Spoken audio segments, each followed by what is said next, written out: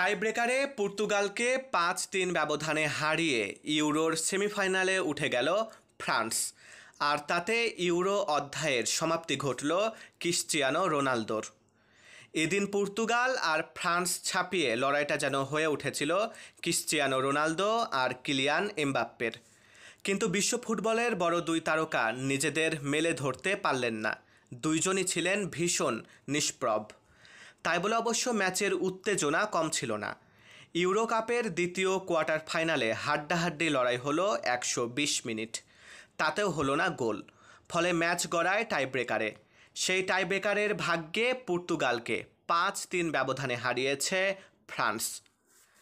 এই ম্যাচ হেরে ইউরো মঞ্চকে বিদায় জানিয়েছেন রোনালদো। রংহীন বিদায়ের ম্যাচে দেখা গেল এক বিধ্বস্ত, হতাশাগ্রস্ত তারকাকে। এত শক্তপোক্ত একটা মানুষকে কি এই সাজে মানায়? না, মানায় না। তবুও ভাগ্যের নির্মম পরিহাস তো মেনে নিতেই হবে। শেষ পর্যন্ত তাকে ইউরোর মঞ্চটা ছাড়তে হলো পরাজিত নায়ক হয়েই।